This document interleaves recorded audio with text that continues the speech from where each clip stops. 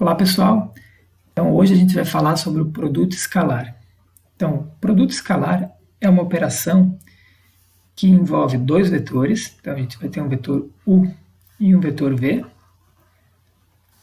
O produto vai ser denotado por um pontinho e o resultado dessa operação vai ser um número.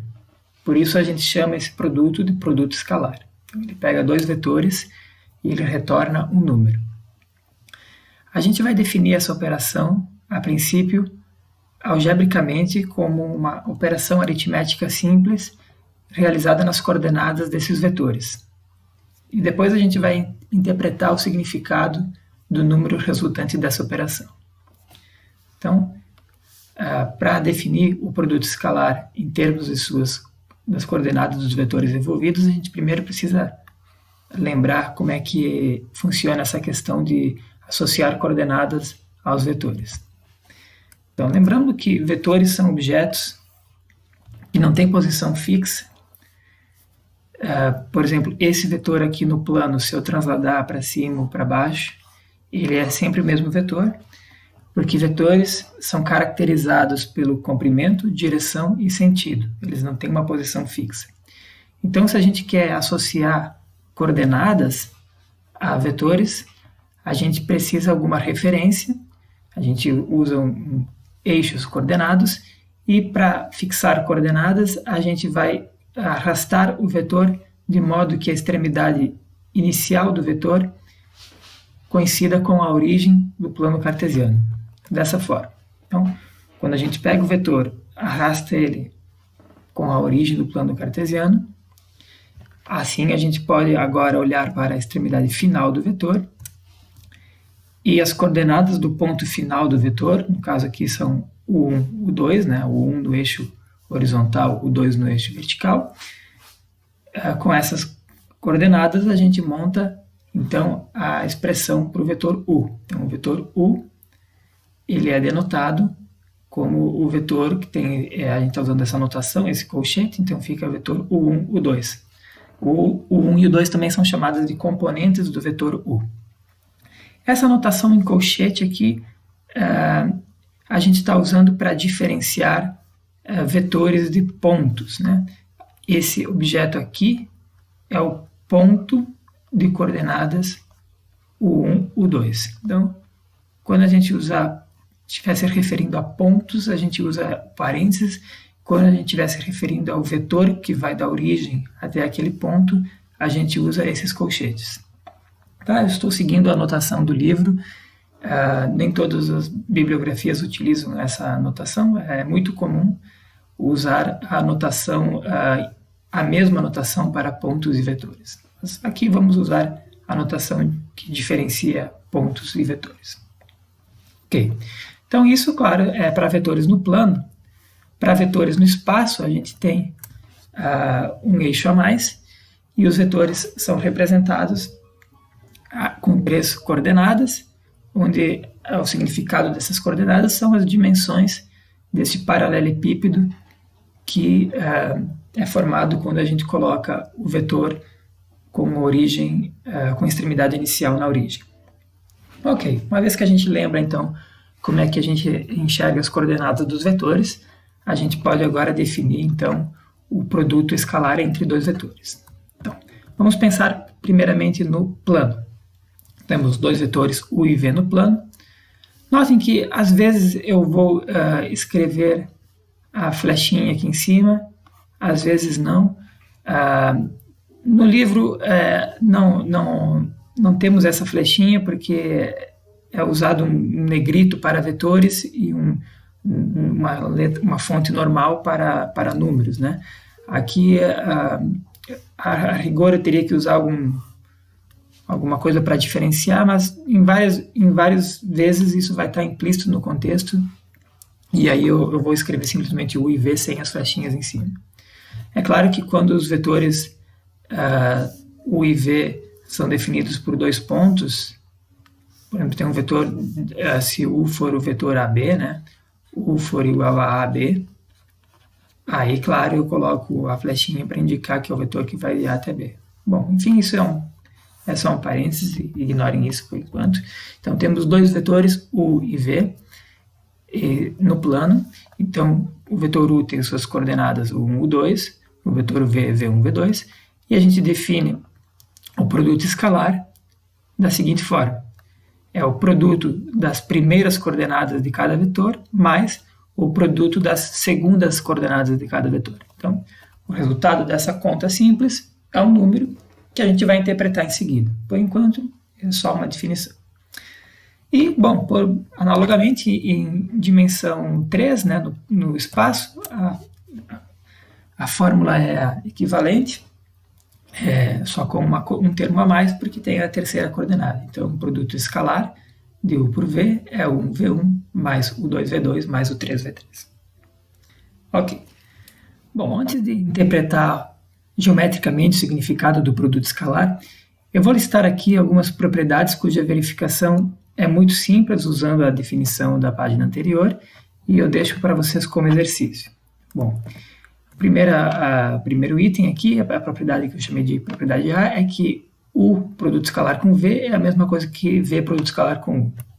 Isso é imediato olhando para a definição da página anterior, porque ao alterar a ordem dos vetores, eu só vou estar alterando a ordem desses produtos e o produto é comutativo. Então, esse tipo de argumento é o que vai ser usado na maioria desses itens que eu vou enunciar aqui. A propriedade B é a propriedade distributiva, U produto escalar V mais W é igual a U produto escalar V mais U produto escalar W. Okay? O item C, aqui eu estou enfatizando que esse K é um número, né? Como eu não estou usando a flechinha para diferenciar números e vetores, então agora K é um número real, um objeto diferente de vetores. A princípio é um objeto unidimensional, né? Está na reta, já os vetores podem estar em espaços de dimensão maior. Então o produto ali de K, o número K por o produto escalar de U por V, isso é equivalente a fazer K vezes U, produto escalar V, ou U, produto escalar K vezes V. Né? Então, isso aí também é trivial de ser verificado, todas muito simples. A propriedade D é interessante, diz que o vetor nulo, aqui eu fui obrigado a usar a setinha, porque aqui tem dois objetos de naturezas diferentes. Aqui temos o vetor nulo, produto escalar com um vetor qualquer, e isso resulta no número zero. Né? Propriedade também simples. E a última propriedade é uma propriedade que começa a andar na direção de um significado geométrico, porque ela diz que o produto escalar de um vetor por ele próprio é o seu comprimento ao quadrado. Essa propriedade é muito simples de verificar, porque ao pegar o produto do vetor por ele próprio, a gente vai aparecer ali a soma dos quadrados de suas coordenadas. E a norma do vetor seria a raiz quadrada disso. Então, como está faltando essa raiz quadrada, então isso vai estar dando a norma ao quadrado. Ok. Agora vamos ver a interpretação geométrica do produto escalar. Então, a gente desenha aqui os dois vetores envolvidos com origem inicial no mesmo ponto, e aí a gente consegue identificar o ângulo entre os dois vetores. Reparem que o ângulo entre esses dois vetores, vai ser um objeto que pode estar entre 0 e 180 graus no máximo, porque se a gente começasse a mudar esses vetores de modo que o ângulo vai aumentando, quando chega em 180 graus e ele tenta crescer mais do que isso, ele passa a ser medido pelo outro lado, e então o ângulo é sempre entre 0 e 180. Ok? Bom, então uma vez que a gente entende a noção de ângulo entre vetores, a gente pode introduzir agora a interpretação geométrica, que diz que o produto escalar de U por V é o produto do comprimento de U, comprimento de V, cosseno do ângulo formado por eles. Okay? Então é muito interessante, porque agora, além de ser uma outra fórmula para calcular o produto escalar, o mais importante é que agora a gente está vendo o significado geométrico dessa operação. Vamos ver como essa interpretação pode ser demonstrada. Então, vamos demonstrar essa propriedade. considere os vetores u e v, o ângulo formado por eles, e para fazer surgir ali o produto escalar, vamos fechar um triângulo nessa figura introduzindo o vetor w. Bom, quem é esse vetor w? Usando a ideia de soma de vetores, a gente consegue ver que se eu somar o vetor v com w, o que dá isso? Lembrando que o vetor resultante é o vetor que corresponde ao deslocamento dos deslocamentos consecutivos associados aos vetores v e w. Então, se eu ando por v por w, isso é equivalente a andar pelo vetor u. Então, v mais w é igual a u. Dessa forma, a gente conclui aqui que o w é u menos v. Certo? Então, temos aí w igual a u menos v. E aí, agora, a gente tem um triângulo onde a gente sabe o que significa cada vetor que fecha esse triângulo aí. Então, a gente vai usar agora a lei dos cossenos nesse triângulo. A lei dos cossenos, não sei se vocês lembram, é uma espécie de generalização do teorema de Pitágoras que se aplica a triângulos quaisquer, não necessariamente triângulos retângulos, né? E o que diz a lei dos cossenos nesse triângulo específico? Ela diz que a norma, né, o comprimento ao quadrado, o quadrado desse lado é igual à soma desses dois quadrados. Essa primeira parte lembra o teorema de Pitágoras. E tem um termo extra aqui, que é menos duas vezes o comprimento de u, o comprimento de v, o cosseno do ângulo formado por eles. Então, isso é o que diz a lei dos cossenos para esse triângulo. Bom, agora o que a gente vai fazer? Vamos olhar para o lado esquerdo dessa igualdade, que vale pela lei dos cossenos. Nós vamos abrir o lado esquerdo aqui, usando as propriedades da página anterior. Tinha uma propriedade que dizia que o comprimento ao quadrado era o produto escalar do vetor por ele mesmo. Então, tá aí. Esse negócio, u menos v ao quadrado, é o produto escalar de u menos v por ele mesmo. Agora, usando as propriedades distributiva e comutativa, a gente consegue arrumar isso e escrever como produto escalar de u por u menos duas vezes u por v mais v por v.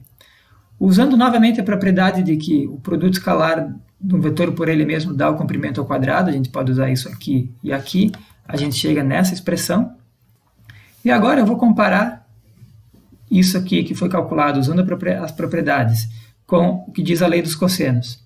Então a gente verifica aqui uma série de termos que estão coincidindo, certo? Então se a gente compara os dois lados dessa igualdade, usando u menos v ao quadrado aberto dessa forma, a gente vai ver que, necessariamente, a gente precisa ter que esse objeto precisa ser igual a esse objeto para que essa igualdade seja verdadeira. Então, daí sai de graça que o produto escalar de u por v é a norma de u, norma de v, cosseno do ângulo.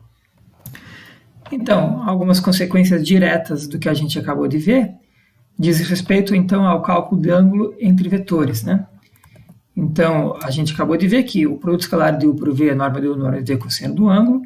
Isolando ali o cosseno, a gente tem, então, que o cosseno do ângulo entre dois vetores é u por v, norma de u, norma de v. Então, a gente tem aqui um mecanismo que a gente pode usar para calcular o ângulo entre dois vetores em termos das coordenadas dos vetores. A gente faz essa operação aqui, que a gente sabe fazer em termos das coordenadas, e o resultado disso é o cosseno do ângulo. Depois a gente usa a função arco-cosseno para descobrir qual o ângulo associado a esse cosseno.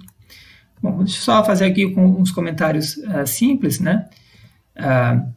Se o ângulo está aqui entre 0 e 90 graus, então o cosseno do ângulo é positivo, certo? Então, disso a gente tem a seguinte relação, né? Que o produto escalar positivo indica que o ângulo aqui é agudo, certo? O produto escalar negativo indica que o ângulo entre os vetores é obtuso.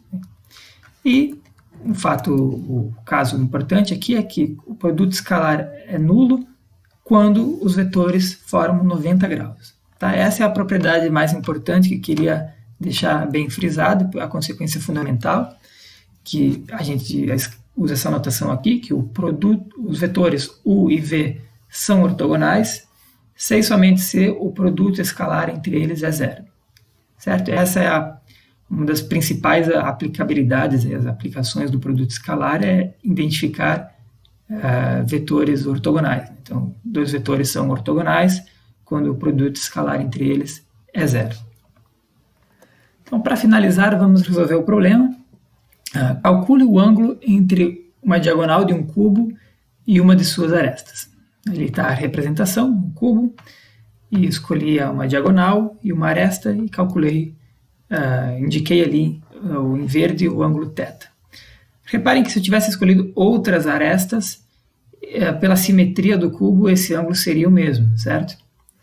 Bom, então vamos lá. Para resolver esse problema usando vetores, a gente vai introduzir os eixos no espaço de modo que a gente consegue identificar vetores com as suas coordenadas, né?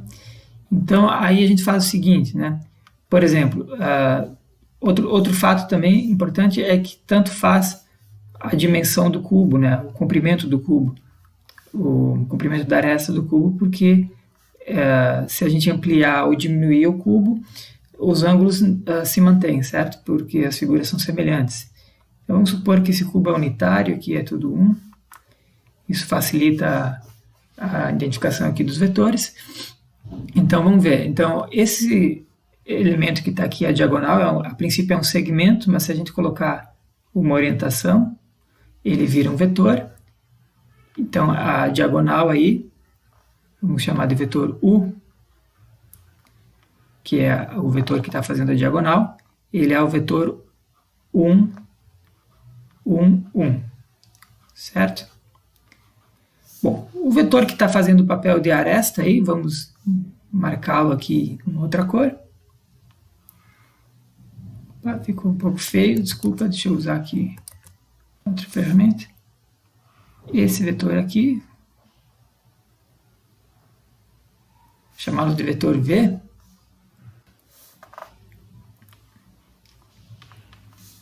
é o vetor 0, 0, 1, certo? Bom, então daí sai fácil que, por exemplo, o comprimento de U é igual a raiz de 3 e o comprimento de V é igual a 1. E aí agora a gente tem tudo para calcular o ângulo entre esses dois vetores, que é a resposta do nosso problema, né? Então, lembrando, a gente tem a fórmula que diz que o cosseno do ângulo é o produto escalar de U por V dividido pelo comprimento de U, comprimento de V. E essa conta é fácil de ver. O denominador a gente já tem aqui, é só multiplicar isso, então a gente tem raiz de 3. E o produto escalar é o produto das primeiras coordenadas mais o produto das segundas mais o produto das terceiras. Então a gente vai ter aqui 1, certo? Então, conclusão. Vou só pegar aqui uma borrachinha. Conclusão que a gente chega. O ângulo procurado, θ, é o arco cujo cosseno é 1 sobre raiz de 3. Então, o arco cosseno de raiz de 3. Fiz a conta aqui na calculadora, isso dá aproximadamente 54,7 graus. Bom, então, por hoje era isso. Até uma próxima.